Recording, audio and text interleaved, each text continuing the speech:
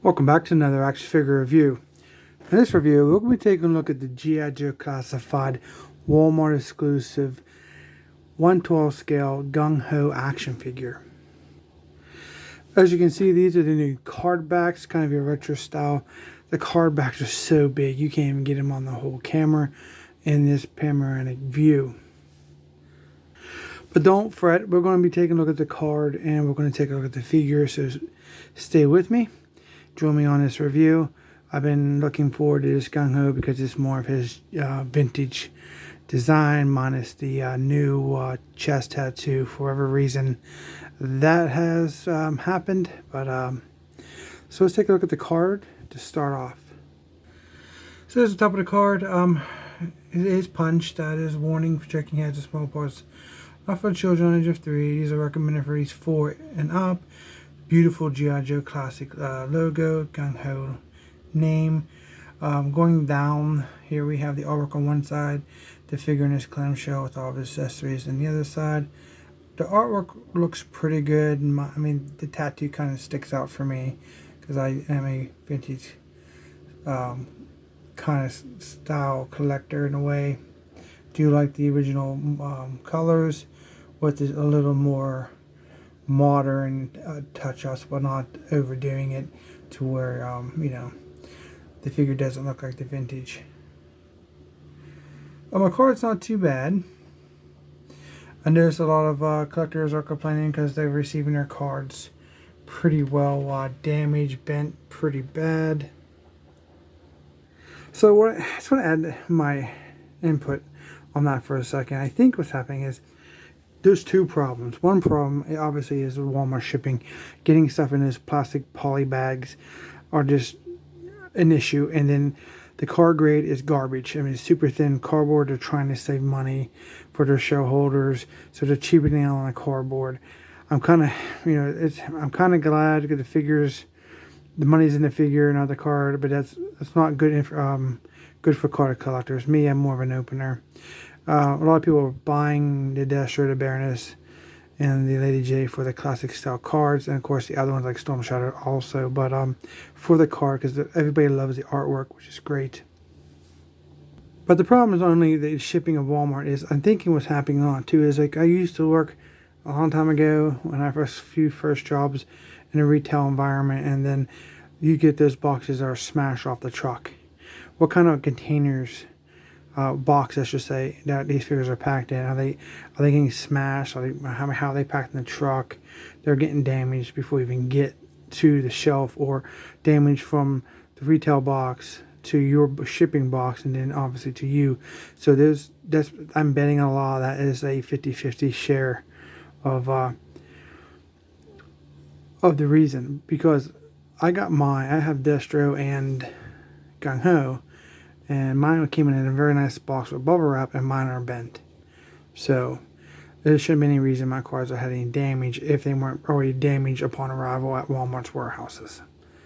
So with that being said, that's my input. I wanted to share that, to put that out in the community, as definitely some reasons we're getting damaged cards, and of course I know it's Walmart's fault too. So we're going to share, Hasbro and Walmart both need to share blame on the damaged products that we receive that we pay with our hard-earned money. So with that being said, let's take a look at the back of this card. So my card isn't damaged that bad. I have creases and bends in the bottom of the card. Here is another problem. This massive file card. This thing's huge. And we have 1, 2, 3, 4, 5. Just like the 1/18 scale, these are garbage. All you really get in English is this very top section here in Gung-Ho's name. And the rest of this is in different languages. This is just trash. And down here you can see the first 4 figures in the retro wave. I think there's a total of 12. Bunch of garbage at the bottom no one cares about. And I'll definitely show you that UPC here in a second. You can see some of the damage there on the bottom. But I will pause. Hold this here so you can pause and read at least that for US. And if anybody else wants to read that in that kind of language, you can pause and read it there. Okay, here's the UPC if that helps you. Hold it for a couple seconds so you can pause it. Here's some of the damage on my card here, bent, if you can see the creases throughout there. And then it's bowed pretty good. So, and then here's kind of pushed in. So with that being said, let's go ahead and take him out of the clamshell and check him out. Okay, just because I'm very thorough and like to show everything you get with this, here is that piece of crap that no one cares about. But it's included, so you have 1,000 of these, or you throw them away like me. Okay, here's Gung-Ho. So first impressions, that happened when I took him out of the package and studied him on the desk.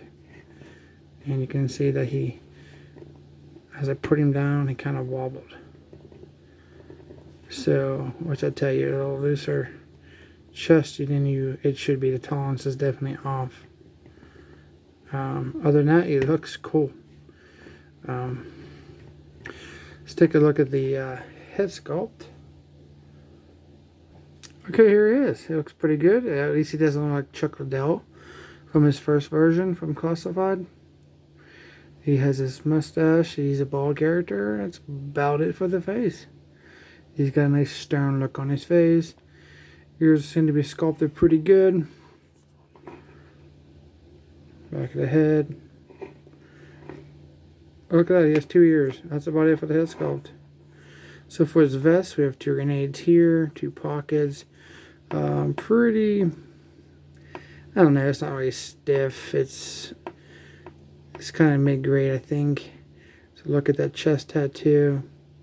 Definitely changed from the Marine logo. I'm not sure why that is. If you do, comment down below. Done like a blue paint. And I think this vest you can remove if you'd want to. You probably have to pull the arms back, like so. And then, you know, and kind of like fish it down. It won't hurt to heat that up. The softer, the better, so to speak. This army has this like a gray wristband on. It's not a watch, just bands. Okay, his lower level here. So we have the turquoise, bluish, gray and gray camo. We have a belt. It's like it has a green tint to it. We have this silver belt buckle. Thigh pad with a gun holster. Thigh pad here with some rounds. And then this is falling off. So that probably needs to be heated and shoved up farther into his boot. But that is for his knife. Then you can see that he has the gray here on his boots. Alright, so for articulation, his head does look up pretty good. That's really nice. Especially if he's parachuting into battle. Very nice. You can look down. The head joint does not feel tight at all. Maybe he's, you know, bound to his fallen comrades. Side to side a little bit. 60 rotation. You can see the joint there. Feels good. And maybe a little loose, but it doesn't seem to be flopping around like his chest kind of is. Arms on a ball joint. They rotate 360. Soft ratcheting. Get the T-pose. Bicep rotation at 360. We do have double jointed elbows. It looks very nice. This is a little tighter. No heating so far required. Pretty good. That's some muscular pose, I guess. The wrist has a 360 rotation. You can see the joint that they go more of your in and out like this on both of them, and we don't have one that goes like up and down, which you should have one of each for nice posability for your accessories and weapons. Chest here, obviously seen flopping.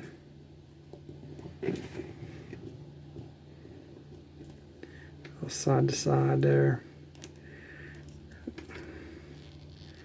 360 rotation at the waist. I'm not going to force it. It's kind of tight. I don't want to break it. These are hard to find now. I'm not sure if we have the drop down legs. We have the drop down legs. Very tight. It looks kind of like it's there, but yeah, they're there. I just can't get the function right. See the drop down leg. Sitting is pretty good, but they kind of veer into a V out like this, so you can't really push them together. Okay, we have thigh rotation on both legs. It's hidden right there. Okay, for the knees, we do have double jointed knees. Just got to get both joints to work. Really tight. Pretty good. Don't want to force anything at this point. The feet pivot down. Man, that's not bad. More back to, just a little bit up, more back to stationary. Rotation around the ankle, side to side because of that rotation. Not too bad. Let's see, well, get his feet to stick straight out. If you're going to get this strap up on the top of this boot, you're going to have to heat it for one thing, because that's pretty well stuck in there. Wow. I hear all those little creaks when you're moving those joints. That's scary stuff, especially right now with hard to find figures. Okay, first off, he does get his mirroring cover. It's like a greenish, I'm not sure if that's olive drab, it looks a little darker. Logo on the front of his cover there. Of all of his points there. His bill of his cover, and then it fits relatively nicely.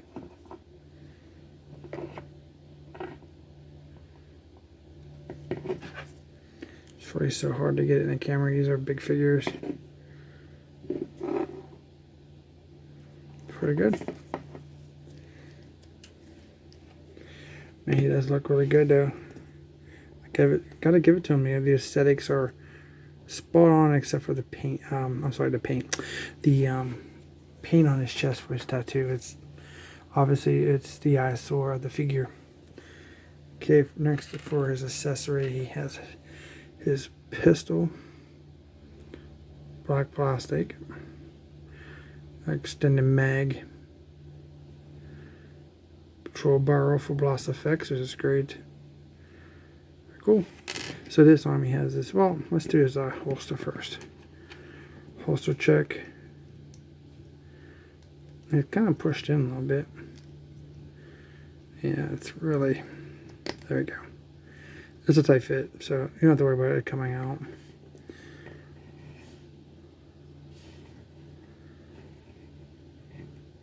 Very cool. So his hands are pretty stiff, so you're going to be careful here. You don't want to put any marks into your handle of your weapon, and it accept the pistol pretty nicely. I mean, the fingers went where they needed to be pretty nicely. That's really good.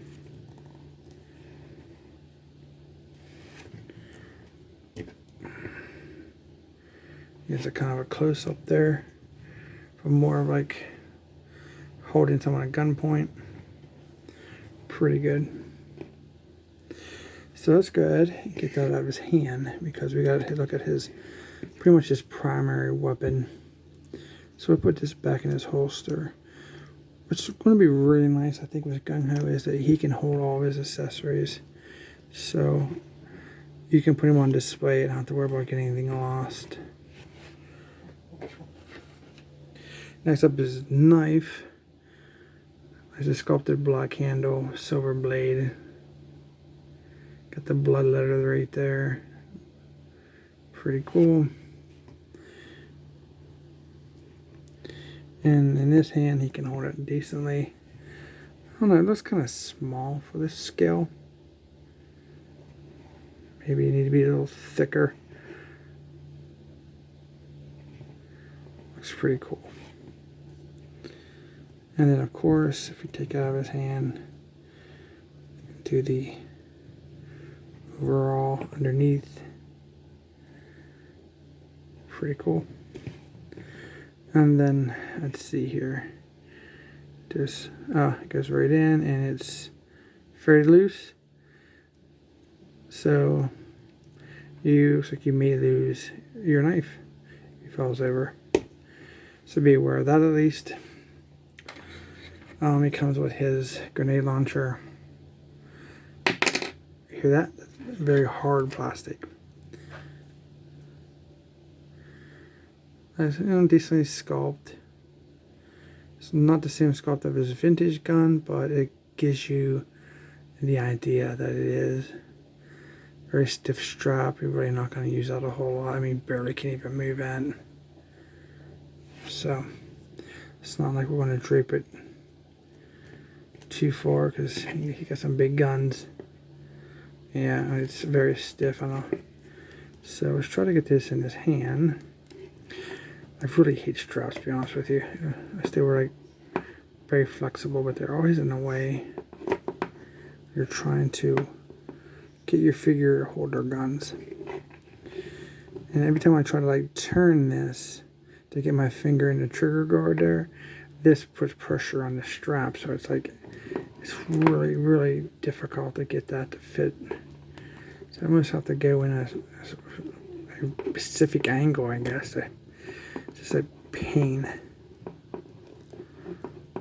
Because you can see the finger there just giving me all kind of problems. Yeah, I might have to do this off camera maybe. Yeah, hold on one second. Okay, here it is. So basically, the finger has to be stretched farther than its initial mold. You need to pull the finger out, and it'll extend farther than the pistol does. But you can get it. It's a little tricky, but you gotta stretch. You really gotta pull on the finger to make it longer. Because it wants to. So basically, it's like this. You gotta pull it out like that, and then hopefully once you remove that weapon, it'll probably go back like that. But you can see how well, like right there, he holds it. You can get it. So here he can shoulder the weapon.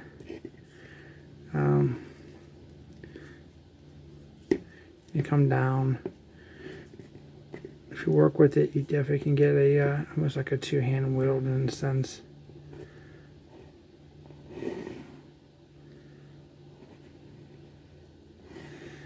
Okay, so with that being done, we have to take a look at his backpack. It stands pretty good by itself. Very hard. No way to store nothing. It's just a one color piece of plastic. Feels solid. Maybe doesn't sound hollow or anything, so that's a good thing. So you kind of come back here and line up his jacket with his hole in his back, and you can put that in like so. So here's a side view, the back view, other side, and then the pack from the front.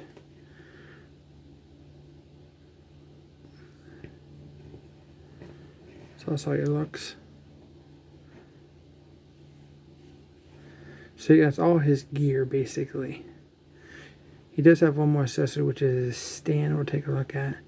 He actually stands pretty good. I'm not sure if he even needs it, but if you have one of those floors when you're walking in your house and the floor vibrates for whatever reason, and you have a bunch of figures, and I'm sure if you're a collector, you know about the domino effect with action figures. So if you want to avoid that, just use a stand. And here it is. I really hate this design here. I just wish it was this G.I.JOE across there, or this black stand. This is that movie type of logo that I don't like. Two pigs, I should say. Bottom of the stand. big holes are in his heels. So that means if his peg holes are in his heels and you put it this way, his feet's going to come off the edge or get very close. Yep, off the edge. So he's basically not standing in front, in the middle of the stand. He's basically standing on the edge. So kind of just doesn't look good. But maybe if we spin it around, yeah, you can get a backwards stand. He kind of comes, tippy toes to the edge anyway. So he's basically just not in the middle of the stand like these should be. Like this. He has more toes hanging off. So that's your stand. So that's about it for him. He looks good. I do recommend him. It's your preference if you want a classic looking Gung-Ho versus the version 1 that looks like Chuck Liddell from the UFC. $24.97 these cost. I got mine off of Walmart.com. I didn't even pre-order. I just went on there and they were, in stock at the time. Not sure if they are or not, but keep checking. I'm sure they're going to keep adding stock to it. I've only seen a Destro in the wild. Like I walked into Walmart and seen a Destro, so that was the only one I've ever seen in the store at my local Walmart. So as a heads up, that's all. All right, I do recommend the figure. Kind of highly recommend it because it is a classic version Gung-Ho. He's good. I don't have any really complaints besides the that and then tattoo. I mean, I wish it was the marine tattoo, but it is what it is. The knife is kind of not toleranced very well for his sleeve. But other than that, he's really cool. That's the issues I have with my figure. And hopefully you guys don't have those issues with yours. If you do, let me down in the comments. I'm kind of curious if that's just my figure or a running production error. Hope you guys liked the video. If you did, don't forget to like, share, and subscribe. Comment down below anything you want to talk about. I usually answer everybody's questions or give and provide a little feedback here and there. So thank you guys so much for watching, and we'll see you in our next review.